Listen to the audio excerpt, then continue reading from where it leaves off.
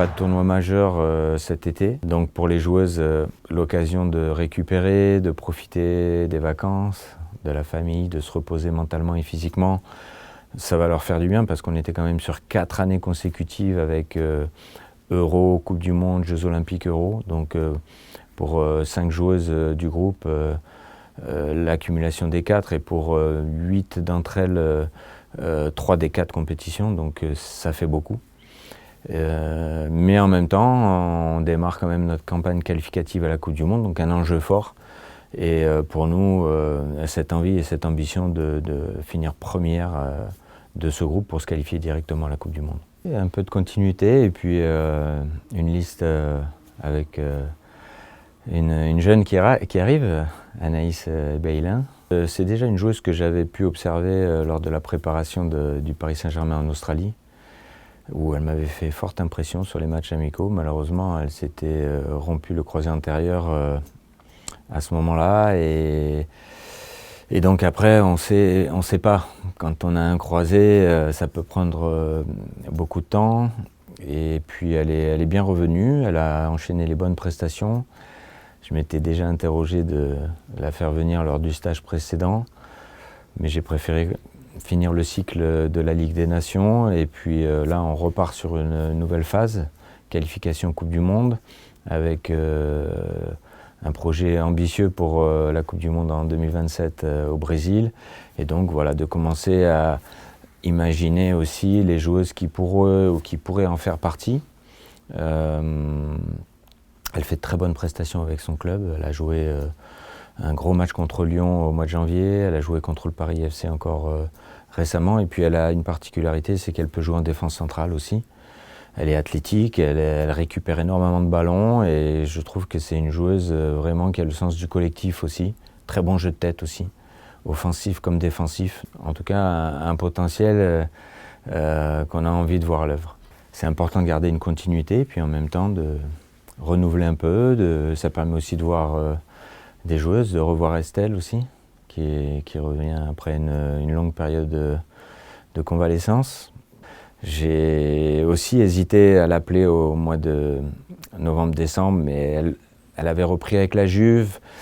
C'était pas encore tout à fait solide au niveau musculaire. Et puis on avait un deuxième match sur synthétique en Suède, donc j'ai préféré éviter de prendre tout risque avec elle, surtout avant les fêtes, dans une période hivernale où c'est pas facile. Et puis là, elle a changé de club, elle est allée à West Ham et elle enchaîne les matchs. Donc voilà, c'est intéressant de la revoir dans un autre championnat, un championnat qu'elle connaît, hein, puisqu'elle avait été à Manchester United aussi pendant une année.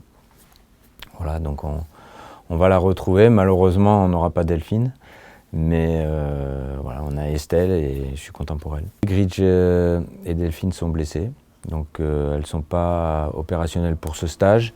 Ces deux joueuses-là vont reprendre avec leur club après la fenêtre internationale et devraient avoir un peu de temps de jeu au mois de mars pour bien préparer le deuxième stage qui arrivera assez vite au mois d'avril et cette double confrontation contre les Pays-Bas. Le premier souvenir reste un bon souvenir parce que c'était un match amical qu'on avait fait avec Hervé avant la Coupe du Monde en Australie et on avait gagné. Ça nous avait permis de bien préparer cette Coupe du Monde. Le deuxième un peu moins parce que c'était le dernier match de poule qualificatif au championnat d'Europe et ça a été une défaite où on avait encaissé 3 buts dans un contexte pas facile. Alors à relativiser aussi parce qu'on venait juste de se qualifier pour l'Euro avec cette victoire contre la Suède et ce magnifique but de Sakina. Et puis on était juste avant les Jeux Olympiques, donc aussi avec ce doute de se blesser, pas se blesser, et chez les joueuses aussi un peu de crispation.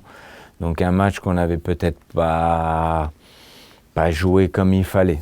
En tout cas, c'est pas comme ça qu'il faudra jouer ce premier match. Ce premier match, il va falloir le jouer avec beaucoup d'ambition, de détermination, de conviction, et puis mettre en place notre projet de jeu et la qualité, comme on sait faire pour marquer des buts et remporter ce match. La Pologne, qui est une nation qui progresse, elles sont 24e au classement FIFA. Elles étaient d'ailleurs au championnat d'Europe avec un groupe très difficile, puisqu'elles étaient dans le groupe de l'Allemagne, de la Suède et du Danemark. Alors elles avaient perdu 2-0 l'Allemagne, 3-0 la Suède, mais elles avaient quand même gagné contre le Danemark 3-2. Donc vraiment une équipe à prendre en considération. Et puis c'est aussi une équipe qui a dans son effectif pas mal de joueuses qui évoluent en France.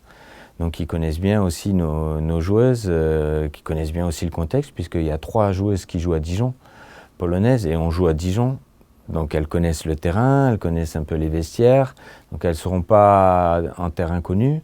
Une coach aussi qui est à la tête de cette sélection depuis un petit moment, mais qui a surtout depuis 15 ans au sein de la fédération polonaise, c'est-à-dire qu'elle a commencé en 2011 avec les U15, puis après les U17, puis après les U19 et ensuite l'équipe A. Donc ça veut dire que c'est une coach qui connaît très bien son effectif et tous les potentiels à venir.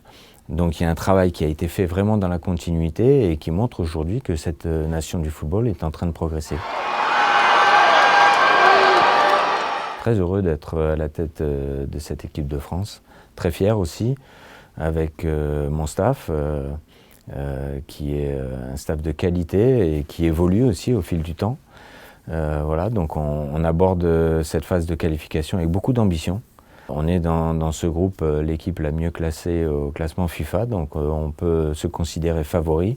On y va avec vraiment de la détermination et un challenge à cette Coupe du Monde qui sera d'atteindre au moins les demi-finales.